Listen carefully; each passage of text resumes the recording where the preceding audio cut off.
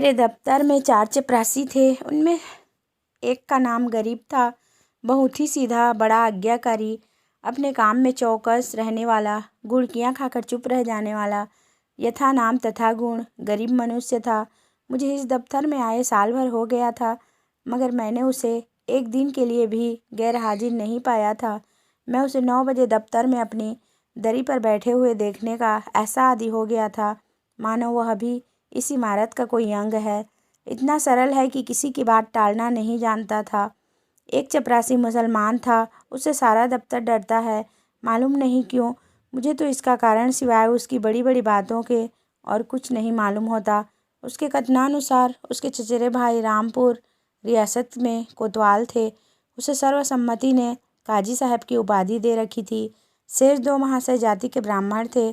उनके आशीर्वाद का मूल्य उनके काम से कहीं अधिक था। ये तीनों कामचोर, गुस्ताख और आलसी थे। कोई छोटा सा भी काम करने को कहिए तो बिना नाक भौं सिकोड़े न करते थे। क्लर्कों को तो कुछ समझते ही न थे, केवल बड़े बाबू से कुछ डरते। यद्यपि कभी कभी उनसे भी बेअदबी कर बैठते थे, मगर इन सब दुर्गुणों के होते हुए भी दफ्तर में किसी की मिट्टी इतनी खराब नहीं थी जितनी बेचारे गरीब की। तरक्की का अवसर आता तो ये तीनों नंबर मार ले जाते। गरीब को कोई पूछता भी न था और सब 10-10 रुपये पाते थे, पर बेचारा गरीब 7 पर ही पड़ा हुआ था। सुबह से शाम तक उसके पैर एक क्षण के लिए भी नहीं टिकते थे। यहाँ तक कि तीनों चपरासी भी उस पर क्रोध जताते और ऊपर की आमदनी में उसे कोई भाग न देते थे। इस पर भी दफ्तर के सब कर्मचारी से लेकर बड़े बाबू तक उससे चिढ़ते थे। उसको कितनी ही बार जुर्माना हो चुका था और डांट फटकार तो नित्य का व्यवहार था। इसका रहस्य मेरी समझ में कुछ नहीं आता था। मुझे उस पर दया आती थी और अपने बर्ताव से मैं यह दिखाना चाहता था कि उसका आदर मेरी दृष्टि में अन्य तीनों चपरासियों से कम नहीं है। यहाँ तक कि कई बार मैं उसके पीछे कर्मचारियों से लड़ भी चुका था। एक दिन बड़े बाबू ने गरीब से अपनी मेज़ साफ करने को कहा। वह तुरंत मेज़ साफ करने लगा। देवयोग से झाड़न का झटका लगा तो दावात उलट गई और रोशनाई मेज पर फैल गई। बड़े बाबू यह देखते ही जामे से बाहर हो गए। उसके दोनों कान पकड़कर खूब ऐंठे और भारतवर्ष की सभी प्रचलित भाषाओं से दुर्वचन चुन चुन कर उसे सुनाने लगे। बेचारा गरीब आंखों में आंसू भरे चुपचाप मूर्तिवत सुनता रहा था, मानो उसने कोई हत्या कर डाली हो। मुझे बड़े बाबू का जरा सी बात पर इतना भयंकर रौद्र रूप धारण करना बुरा मालूम हुआ। यदि किसी दूसरे चपरासी ने उससे भी बड़ा अपराध किया होता तो भी उस पर इतना कठोर वज्र प्रहार न होता। मैंने अंग्रेजी में कहा, बाबू साहब यह अन्याय कर रहे हैं। उसने जानबूझकर तो रोशनाई गिराई नहीं। इसका इतना कड़ा दंड देना औचित्य की पराकाष्ठा है। बाबूजी ने नम्रता से कहा, आप इसे जानते नहीं, यह बड़ा दुष्ट है। मैं तो इसकी कोई दुष्टता नहीं देखता। आप अभी इसे जाने नहीं। यह बड़ा पाजी है। इसके घर में 2 हलों की खेती होती है, हजारों का लेन देन करता है, कई भैंसें लगती हैं। इन बातों का इसे घमंड है। घर की दशा ऐसी ही होती तो आपके यहाँ चपरासीगिरी क्यों करता। बड़े बाबू ने गंभीर भाव से कहा, विश्वास मानिए, बड़ा पोढ़ा आदमी है और बला का मक्खी चूस है। यदि ऐसा ही हो तो भी कोई अपराध नहीं है। अभी आप यहाँ कुछ दिन और रहिए तो आपको मालूम हो जाएगा कि यह कितना कमीना आदमी है। एक दूसरे महाशय बोल उठे, भाई साहब इसके घर मनो दूध होता है, मनो ज्वार चना मटर होती है, लेकिन इसकी कभी इतनी हिम्मत नहीं होती कि थोड़ा सा दफ्तर वालों को भी दे दे। यहाँ इन चीज़ों के लिए तरस तरस कर रह जाते हैं, तो फिर क्यों ना जी जले। और यह सब कुछ इसी नौकरी के बदौलत हुआ है, नहीं तो पहले इसके घर में भूनी भांग तक न थी। बड़े बाबू सकुचा कर बोले, यह कोई बात नहीं, उसकी चीज़ है, चाहे किसी को दे या ना दे। मैं इसका मर्म कुछ कुछ समझ गया। बोला, यदि ऐसे तुच्छ हृदय का आदमी है तो वास्तव में पशु ही है। मैं यह न जानता था। अब बड़े बाबू भी खुले, संकोच दूर हुआ। बोले, इन बातों से उबार तो होता नहीं, केवल देने वाले की सहृदयता प्रकट होती है और आशा भी उसी से की जाती है जो इस योग्य है। जिसमें कुछ सामर्थ्य ही नहीं, उससे कोई आशा भी नहीं करता। नंगे से कोई क्या लेगा। रहस्य खुल गया। बड़े बाबू ने सरल भाव से सारी अवस्था दर्शा दी। समृद्धि के शत्रु सब होते हैं, छोटे ही नहीं बड़े भी। हमारी ससुराल या ननिहाल दरिद्र हो तो हम उससे कोई आशा नहीं रखते, कदापि हम उसे भूल जाते हैं।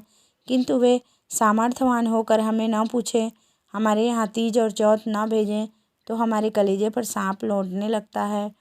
हम अपने किसी निर्धन मित्र के पास जाएं तो उसके एक बीड़े पान ही पर संतुष्ट हो जाते हैं, पर ऐसा कौन मनुष्य है जो किसी धनी मित्र के घर से बिना जलपान किए हुए लौटे और सदा के लिए उसका तिरस्कार न करने लगे।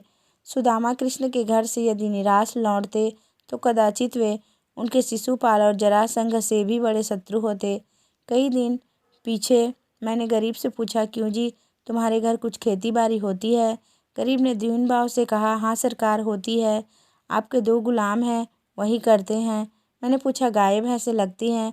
हाँ हुजूर, 2 भैंसें लगती हैं, गाय अभी गाभिन है। आप लोगों की दया से पेट की रोटियां चल जाती है। दफ्तर के बाबू लोगों की भी कभी कुछ खातिर करते हो?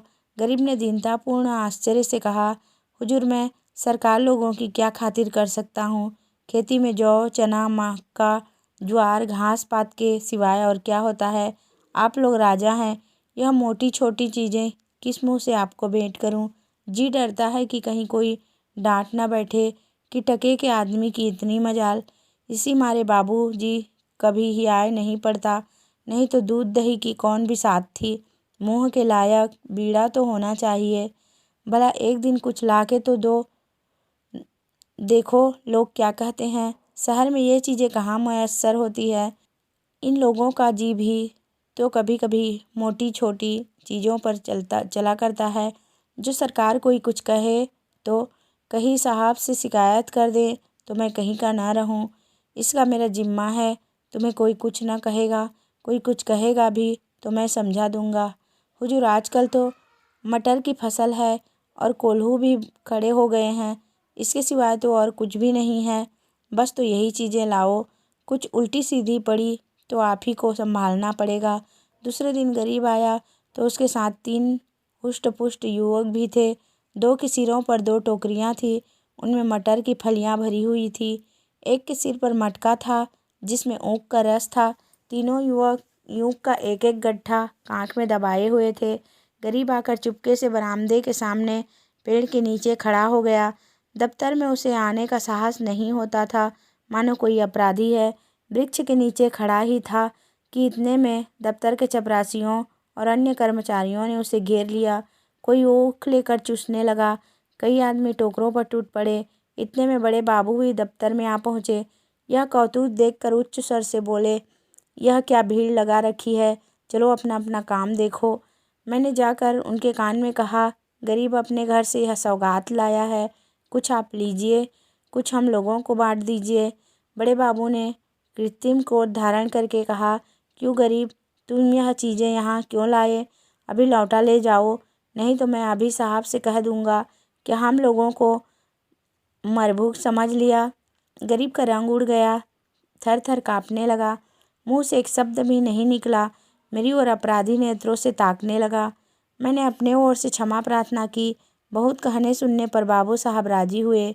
अब चीज़ों में से आधी अपने घर भिजवाई, आधी में अन्य लोगों के हिस्से लगाए। इस प्रकार यह अभिनय समाप्त हुआ।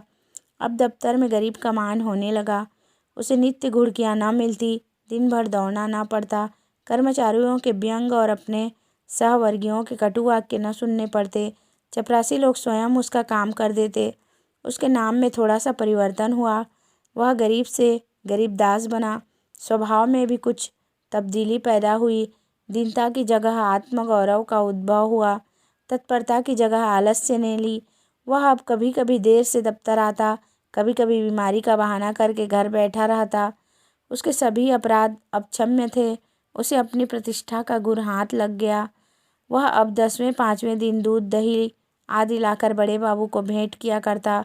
वह देवता को संतुष्ट करना सीख गया।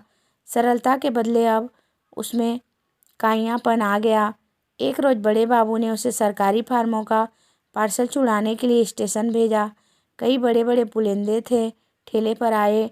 गरीब ने ठेलों वालों से 12 आना मजदूरी तय की थी। जब कागज दफ्तर में पहुंच गए तो उसने बाबू से 12 आने पैसे ठेले वाले को देने के लिए वसूल किए, लेकिन दफ्तर से कुछ दूर जाकर उसकी नीयत बदली, अपनी दस्तूरी मांगने लगा। ठेला वाला राजी न हुआ। इस पर गरीब ने बिगड़ कर सब पैसे जेब में रख लिए और धमका कर बोला, अब एक फूटी कौड़ी न दूंगा, जाओ जहाँ चाहो फरियाद करो, देखे हमारा क्या बना लेते हो। ठेले वाले ने जब देखा कि भेंट न देने से जमा ही गायब हुई जाती है, तो रोध होकर 4 आने पैसे देने को राजी हुआ। गरीब ने 8 अन्नी उसके हवाले की और 12 आने की रसीद लिखवा कर उसके अंगूठे का निशान लगवाए और रसीद दफ्तर में दाखिल हो गई। वह कौतूहल देखकर मैं दंग रह गया। यह वही गरीब है जो कई महीने पहले सत्यता और दीनता की मूर्ति था, जिसे कभी अन्य चपरासियों से भी अपने हिस्से की रकम मांगने का साहस न होता। दूसरों को खिलाना भी न जानता था, खाने की जिक्र ही क्या। मुझे यह स्वभाव अंतर देखकर अत्यंत खेद हुआ। इसका उत्तरदायित्व किसके सिर था? मेरे सिर। मैंने उसे धूर्तता का पहला पाठ पढ़ाया था। मेरे चित्त में प्रश्न उठा, इस कायियापन से जो दूसरों का गला दबाता है, वह भोलापन क्या बुरा था जो दूसरों का अन्याय सह लेता था।